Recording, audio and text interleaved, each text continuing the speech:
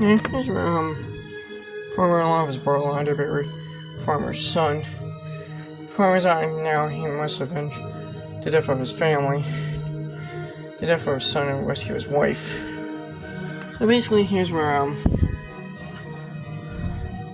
yeah, it's probably 2 hours and 7 minutes, which I was surprised by. I thought this one was like an hour and something, minute, 40 something. Yeah.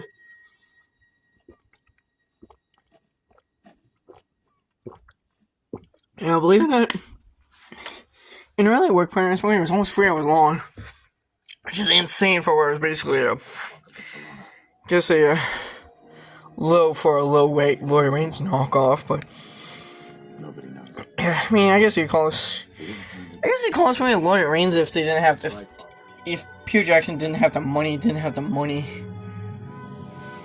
You know, I kind of wonder if Uwe Boll watched Lord of the Rings and was like, hey, I want my fantasy movie to look like Lord of the Rings and be so derivative of Lord of the Rings that even Peter Jackson, New Line Cinema, and the Tolkien Estate and Zant's Enterprise in New Line Cinema would go, yeah, you know, I kind of wonder if like New Line Cinema are trying to sue Uwe Boll over this.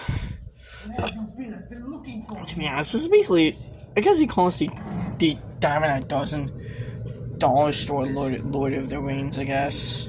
I gave you access to my castle so that we might work together. Yeah, I guess you can call this movie the Diamond a Dozen. How very busy I've been. It's to stir things up a bit.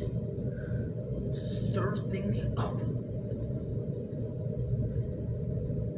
Tell me, Duke, what do you know of the land they call farmer? Now here's where you see a farmer. Here's where Duke Fallow and his.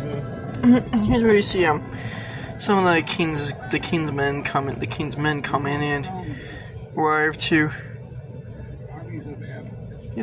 Yeah, that's the king, played by Burt Reynolds. I know. Came with a southern came with a medieval fantasy kingdom with a southern accent. That's John Rhys Davies right there. So you get, yeah, basically.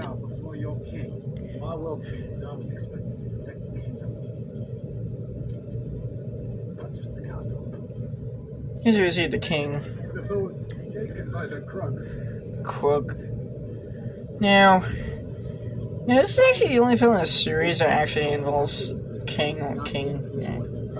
Anyway, the other two are just kind of generic, random, just like basically people from like modern day